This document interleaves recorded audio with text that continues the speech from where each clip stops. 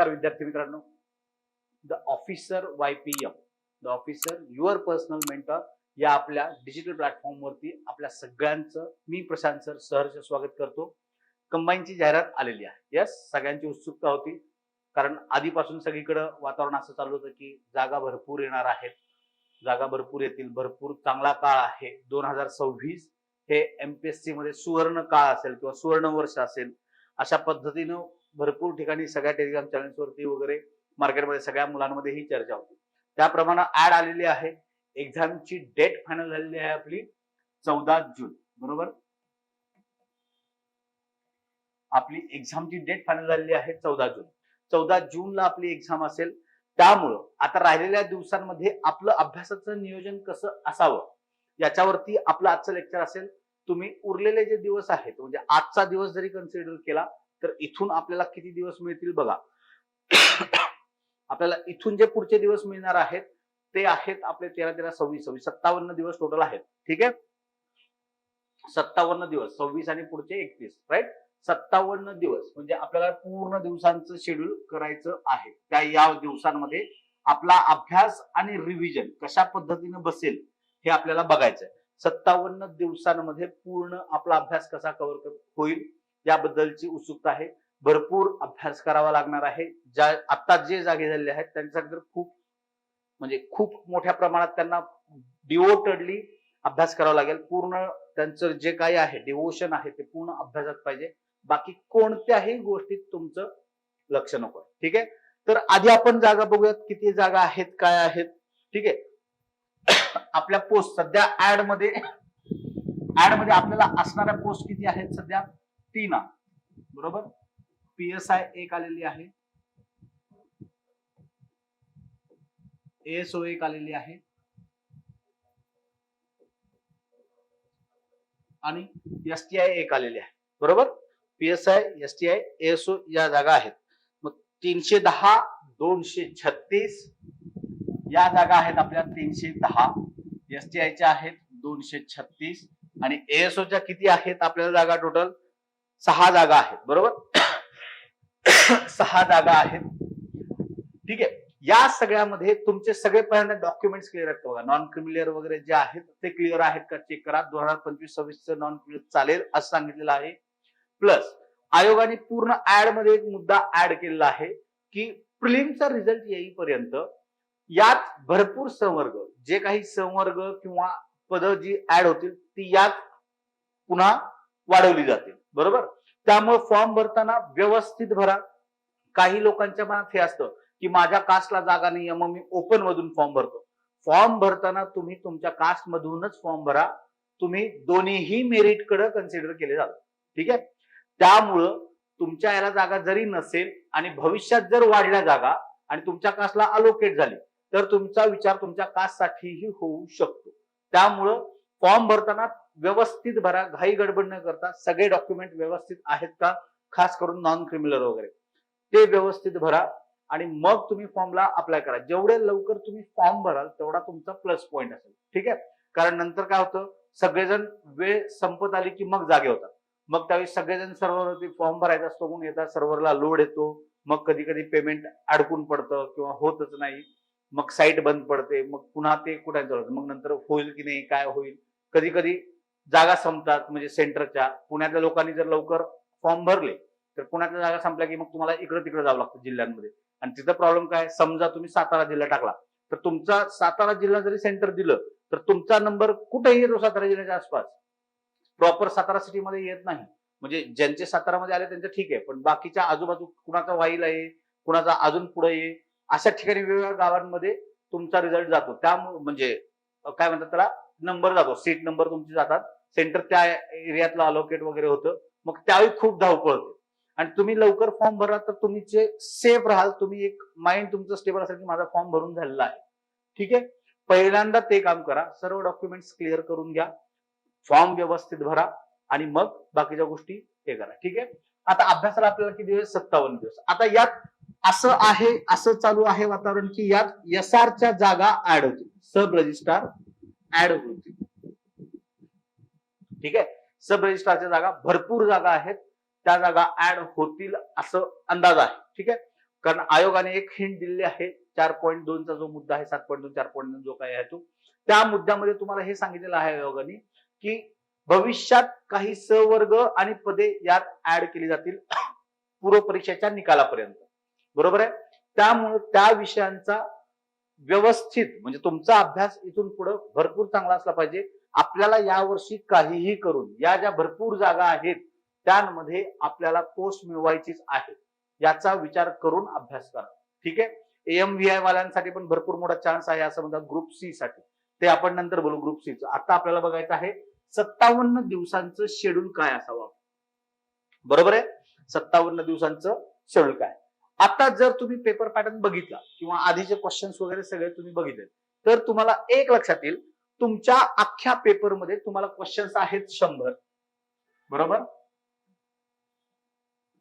आपल्याला क्वेश्चन्स किती आहेत 100 आहे. ठीक आहे. मग या 100 क्वेश्चन्स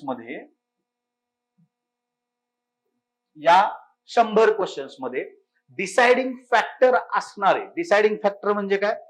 तुम्ही प्रिलिम क्रॅक करावं की नाही, तुमचं मेरिट कितपत बसेल, काय बसेल, तुम्ही त्या मेरिट मध्ये बसाल की नाही हे ठरवणारे महत्वाचे सब्जेक्ट कोणते असतील तर पहिला असेल तुमचा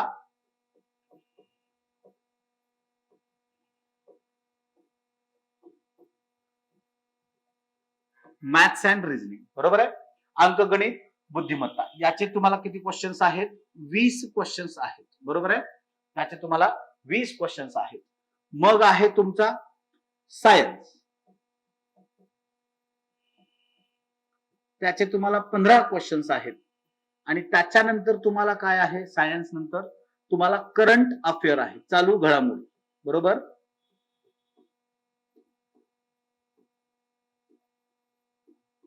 पंधरा क्वेश्चन. जर तुम्ही हे बघितलं तर तुमचा निम्मा पेपर 50% वेटेज पेपरचं 50% वेटेज हे आपलं या 3 सब्जेक्ट वरती आहे. Maths and reasoning, general science आणि आपलं करंट अफेअर. या 3 सब्जेक्ट वरती आपलं 50% पेपर पूर्ण डिपेंड आहे. म्हणजे तुमचं मेरिट तुम्ही बसाल की नाही हे कशावरती डिपेंड आहे तुमच्या या 3 सब्जेक्ट वरती डिपेंड आहे. प्लस तुम्हाला बाकीचे सब्जेक्ट कोणते आहेत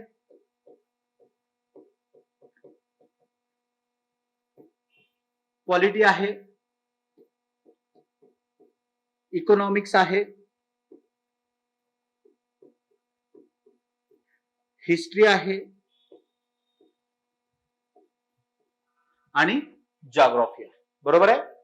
इथं तुम्हाला कसे क्वेश्चन्स आहेत पॉलिटी 15 क्वेश्चन्स आहेत. बरोबर. इको 15 क्वेश्चन्स आहेत, हिस्ट्री 10 क्वेश्चन्स आहेत आणि जिओग्राफी 10 क्वेश्चन्स आहेत. बरोबर आहे. अख्ख्या महाराष्ट्रामध्ये इथं सगळ्यांना ऍव्हरेज मार्क्स पडतात. अख्ख्या महाराष्ट्रामध्ये इथं तुम्हाला ऍव्हरेज मार्क्स पडतात सगळ्यांना. ठीक आहे. मग खरी चर्चा होते तुमची चालू इथल्या पुस्तक.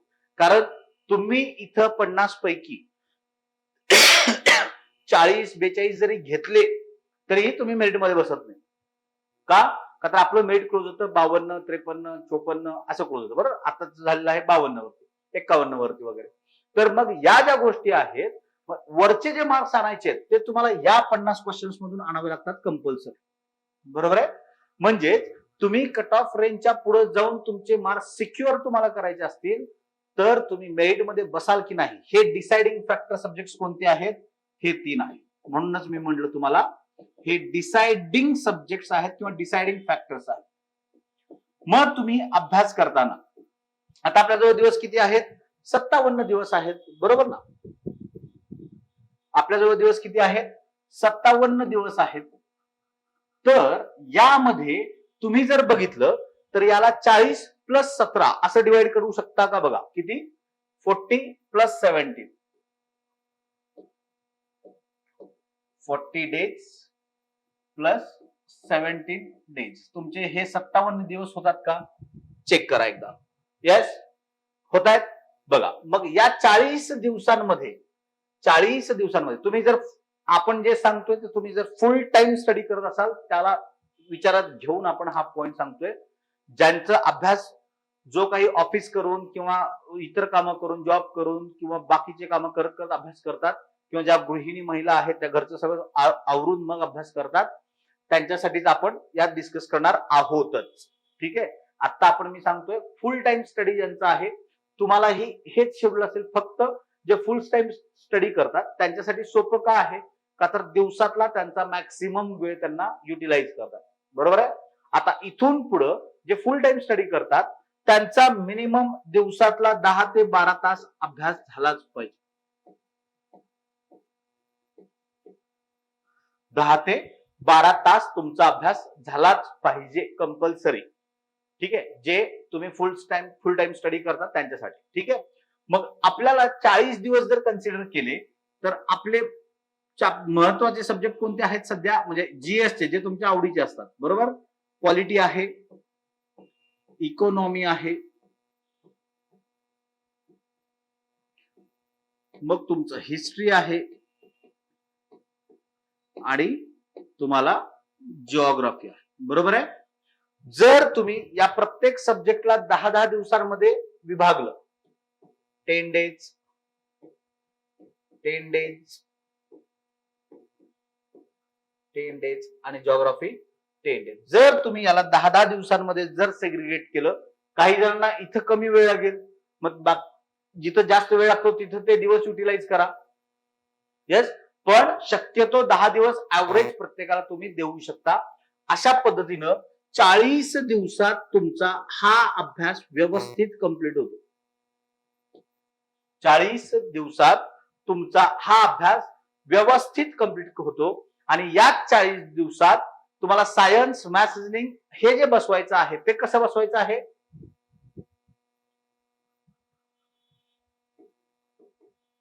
सायन्स, मॅथ्स अँड रिजनिंग आणि करंट अफेअर. ठीक आहे. आता सायन्स आणि मॅथ्स रिजनिंग जर तुम्ही कन्सिडर केलं तर सायन्सचे तुम्हाला सगळे चॅप्टर करावे लागतात का? नाही. बरोबर आहे. त्यामुळं सायन्सचा जर तुम्ही नीट विचार केला तर फिजिक्सचे तुम्हाला एक 6 चॅप्टर असे आहेत ज्याच्या बाहेर क्वेश्चन शक्यतो जात नाही.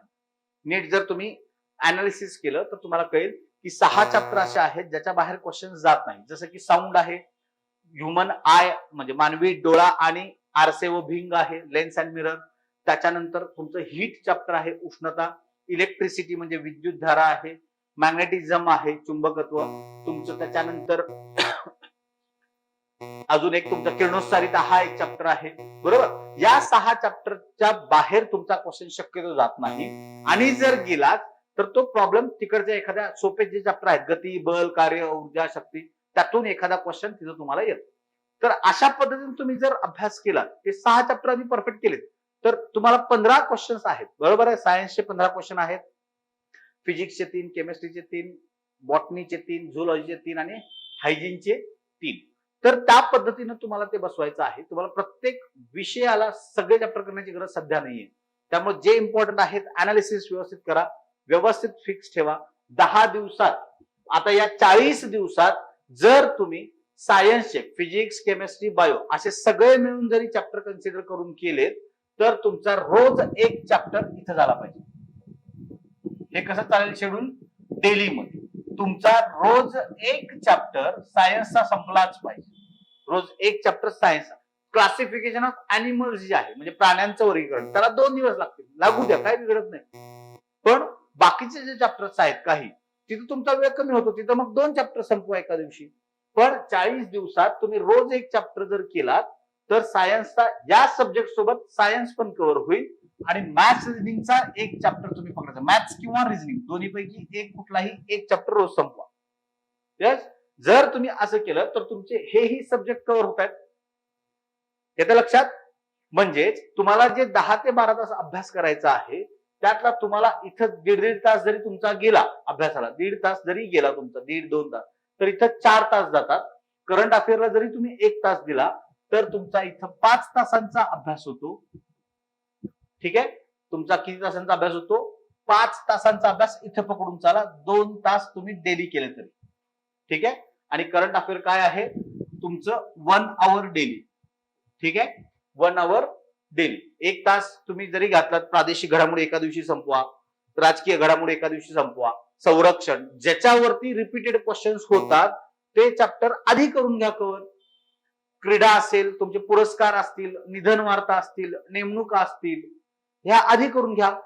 संरक्षण असेल, अंतरिक्ष असेल, तुमच्या राजकीय घडामोडी असतील, आर्थिक मध्ये तुम्हाला इंडायसेस असतील की निर्देशांक जे विचारले जातात त्या गोष्टी असतील, हे चॅप्टर जे आहेत ते आधी करून घ्या पहिल्यांदा, आणि मग बाकीचा काही डेटा तुम्हाला वाचायचा असेल तर तो वाचून घ्या. पण डेली 1 आवर तुम्ही एक जरी टॉपिक असा डिवाइड केला तरी तुमचं करंट सुद्धा व्यवस्थित 40 दिवसात रोज वाचून होईल. येतं लक्षात? म्हणजे तुम्हाला इथं प्रत्येक सब्जेक्टला 10 दिवसात संपवायचं आहे. त्याच्यासोबतच 40 दिवसात तुमचे हे ज्यावेळी सब्जेक्ट संपतात त्याच्याच सोबत तुम्हाला हे डेली करायचे आहे.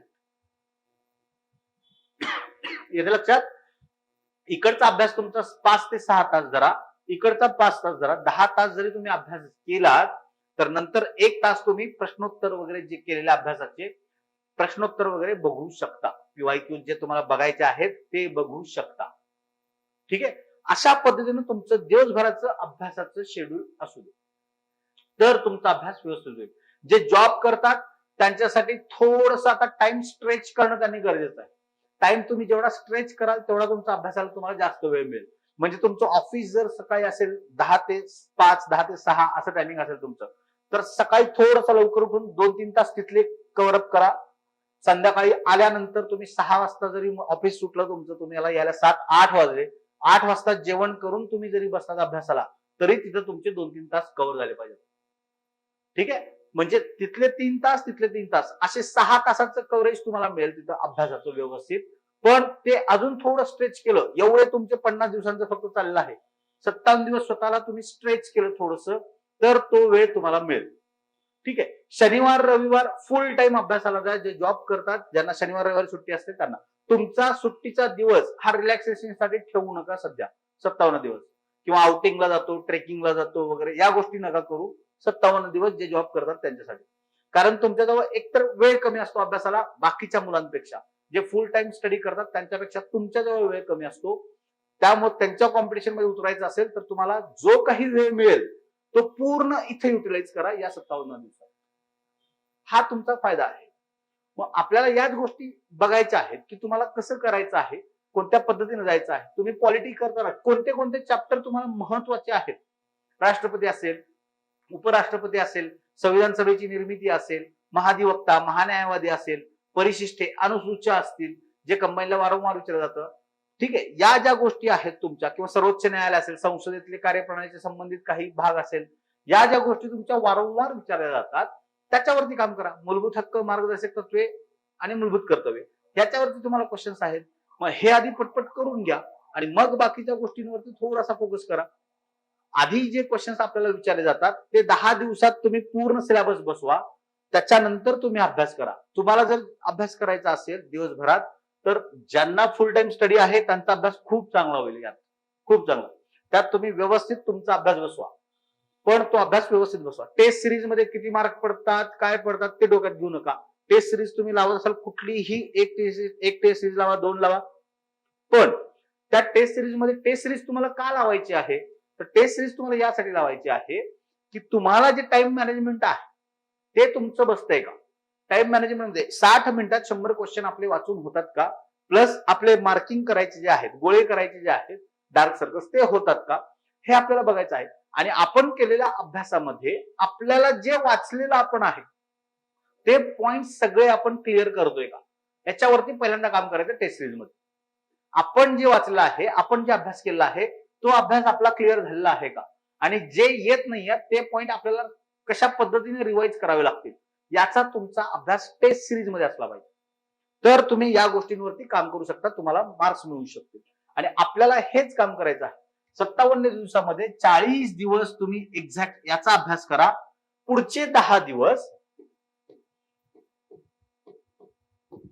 10 दिवस द्या किंवा 8 दिवस द्या, मी काही म्हणत 10 दिवस किंवा 8 दिवस दिले तरी चालेल. ठीक आहे? 10 दिवस का म्हणतोय, 1 2 3 4 5 6 आणि हे 5 झाले. प्रत्येक दिवसाला जरी तुम्ही 2-2 दिवस धरले, मॅथ्स रिजनिंग रोजच ठेवायचं आहे. हा, यातल्या प्रत्येक सब्जेक्ट, सायन्स इथे पकडलं तर 5 दिवस होतात, प्रत्येक सब्जेक्टला 2-2 दिवस तुम्ही रिव्हिजनला दिले तरीही चालेल पहिल्यांदा. ठीक आहे. मग हे 10 दिवसात तुमची रिव्हिजन बसेल. ठीक आहे. 10 ते 12 द्या, काही प्रॉब्लेम नाही. आणि शेवटच्या तुमच्या 5 ते 7 दिवसात दुसरी रिव्हिजन असेल. ही रिव्हिजन पहिली, ही रिव्हिजन दुसरी. म्हणजे तुमच्या 2 रिव्हिजन अगदी व्यवस्थित इथपर्यंत होतात.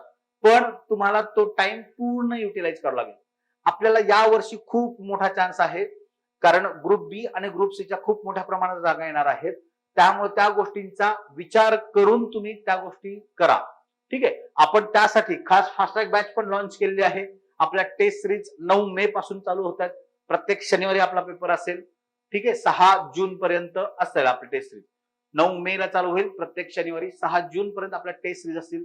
त्यामध्ये तुम्हाला पर्सनल मेंटरशिप पण असेल. त्यामध्ये तुमचं काउन्सिलिंग असेल, डिस्कशन पण असतील टेस्टचे. या पद्धतीने आपला पूर्ण सिलेबस चालतोय. फास्ट ट्रॅक बॅच मध्ये तुमचे पूर्ण सिलेबस कव्हरेज असेल, तो पूर्ण सिलेबस असेल. एक्झामच्या दृष्टीने कसा अभ्यास करायचा आहे, कसं शेड्यूल तुम्ही बसवायचं आहे, या सर्व गोष्टी तुम्हाला त्या बॅच मध्ये बघायला मिळतील. ठीक आहे. आपला फोकस काय आहे? आपल्याला 57 दिवसात अभ्यास बसवायचा आहे. मग 40 दिवस, 10 दिवस आणि 7 दिवस अशा पद्धतीने करा. जर इथं तुम्ही 12 दिवस लावले तर हे 5 दिवस आहे. ठीक आहे. आणि जर तुमचा 10 दिवसात अभ्यास होत असेल तर 7 दिवस रिव्हिजनला आहेत. मग यात तुम्हाला परीक्षेचा आदला दिवस तुम्ही फक्त करंटसाठी ठेवा. परीक्षेचा आदला दिवस करंटसाठी ठेवा. इथे रिव्हिजन करताना करंटचा रोज 1-2 चॅप्टर कंटिन्यू रिव्हिजनसाठी ठेवायचे. अशा पद्धतीने जर तुम्ही अभ्यास बसवलात तर तुमचा अभ्यास अगदी योग्य होईल. डोकं फक्त शांत ठेवून अभ्यास करायचा तुम्हाला. तुम्हाला वाचताना समजा तुमच्या शेड्यूलवरती तुम्ही विश्वास ठेवा. कारण याला तुम्ही डिवाइड केलेलं आहे तुमच्या सोयीनुसार 10 दिवसात. बरोबर आहे. त्यामुळे तुम्ही जे प्लॅनिंग करताय त्याच्यावरती पूर्ण विश्वास ठेवून अभ्यास करा. नाहीतर आज आपण पॉलिटी वाचत असतो, बाजूच्या लायब्ररीमध्ये काहीतरी इकॉनॉमिक्स, हिस्ट्री, सायन्स काहीतरी असतो. मग आपल्या डोक्यात येतं की बाबा हे माझं झालंय, मग हे राहिले, हे काय करू? अजिबात करू नका. स्वतःच्या शेड्यूलवरती पूर्ण विश्वास ठेवा. तुमचं शेड्यूल असं बनवा की कोणत्या दिवसातल्या कोणत्या वेळी तुम्हाला काय वाचायचं आहे इथपर्यंत तुमचं डिटेलिंग असलं पाहिजे. म्हणजे सकाळी उठल्यानंतर तुम्ही किती वाजता लायब्ररीत बसाल, तिथं बसल्यानंतर तुम्ही ज्यावेळी चालू कराल सब्जेक्ट, तर त्यावेळी काय काय वाचणार आहात, कोणत्या वेळी कोणता सब्जेक्ट वाचणार आहात हे तुम्हाला माहित असू दे. संध्याकाळी तुम्ही जर हे चॅप्टर करणार असाल तर कोणत्या वेळात करणार आहात हे तुम्हाला माहित असू दे. अशा पद्धतीने तुमचा अभ्यास होणं गरजेचं आहे. प्लस अभ्यास करताना तुम्हाला रिव्हिजन कशा पद्धतीने करावं लागेल थोडीशी, मी त्याचा एक पार्ट सांगतो फक्त. एक ब्लँक पेज तुम्ही सोबत ठेवायचं अभ्यास करताना. अभ्यास करताना तुम्ही ब्लँक पेज जर सोबत ठेवलं तर फायदा काय होतो मी तुम्हाला सांगतो. ह्याच्यावरती फक्त मुद्दे लिहायचे तुम्ही. तुम्ही जो मुद्दा वाचताय त्याचं हेडिंग लिहायचं फक्त. समजा तुम्ही संविधान सभा वाचत असाल तर संविधान सभेची निर्मिती कशी झाली एवढंच फक्त लिहायचं तुम्हाला. इथं निर्मिती. ठीक आहे. नुसतं निर्मिती लिहायचं. बाकी पुढे पॉइंट्स तुम्ही लिहा न लिहा त्याचा इश्यू नाहीये. बट लिहिताना काय लिहायचं तुम्हाला? निर्मिती. छोटासा पेपर घ्यायचा एवढा. ठीक आहे. डेली साठी सांगतोय तुम्हाला. यात रिव्हिजन डेलीचा अभ्यासाचं रिकॉलिंग कसं करायचं ते सांगतोय. निर्मिती लिहिली, त्याच्यानंतर तुमची सदस्य संख्या वगैरे आहे. ठीक आहे. मग समित्या आहेत. मग समित्या झाल्यानंतर अध्यक्ष, उपाध्यक्ष, पदे आहेत, व्यक्ती आहेत, पदे, व्यक्ती. ठीक आहे. मग त्याचं ऍक्सेप्टन्स आहे. कोणत्या दिवशी तुमचं राष्ट्रध्वजाला संमती मिळाली, राष्ट्रध्वज स्वीकारला, राष्ट्रगान स्वीकारलं. ठीक आहे. या गोष्टी आहेत. उद्दिष्टांचा ठराव कधी मांडला, कोणत्या महिलांनी मूलभूत हक्कांच्या चर्चेत भाग घेतला, कोणी जास्त शब्द बोलले, या सगळ्या गोष्टी आहेत तुमच्या पुस्तकांमध्ये. तर त्याचा अभ्यास तुम्हाला करायचा आहे. तर हे फक्त पॉइंट लिहा. आणि जेव्हा तुमचा अभ्यास कंप्लीट होईल तर संध्याकाळी झोपायच्या आधी, काय सांगतो मी का, संध्याकाळी झोपायच्या आधी फक्त अर्धा तास आधी हे सगळे पॉइंट रिकॉल करायचे. सगळे पॉइंट रिकॉल करा झोपायच्या आधी. दिवसभरात जेवढा पण अभ्यास केलाय तेवढा सगळे पॉइंट तुम्ही रिकॉल केले तर तुमचा मेंदू काम करेल. पहिल्यांदा जड वाटेल, पण 57 दिवसात जर तुम्हाला परफेक्ट अभ्यास रिकॉलिंग करायचं असेल तर या पद्धतीने तुमचं रिकॉलिंग परफेक्ट होईल. हे तुम्ही 6 दिवस करा. रविवारी सगळे हे 6 दिवसांचे गठ्ठे गोळा करा एका ठिकाणी आणि सगळे रिवाइज करून काढा. किंवा 9 दिवसात अभ्यास करा, 10व्या दिवशी हा रिव्हिजन पाठ करा तुमचा परत एकदा. म्हणजेच तुमचं 10 दिवसात डेलीचं तर रिव्हिजन आहेच संध्याकाळी, प्लस एखाद्या दिवशी 10व्या दिवशी किंवा ह्याच्या वेळी तुम्हाला पूर्ण रिव्हिजन आहे. अशा पद्धतीने तुमची रिव्हिजन स्ट्रॅटेजी बनवा आणि रिव्हिजनच्या वेळी हे पेजेस आहे तसे वापरा. मग फक्त जे आठवत नाही ते बुक मधनं रिकॉल करून घ्या पटपट. म्हणजे तुमचा अभ्यास पूर्ण पद्धतीनं कव्हर होतो, पूर्ण अभ्यास रिवाइज होतो आणि तो इफेक्टिव्ह पद्धतीने होतो, ज्याला आउटपुट तुम्हाला खूप जास्त मिळेल. ठीक आहे. या पद्धतीने जर तुम्ही अभ्यास करत असाल तर तुम्हाला फायदा आहे.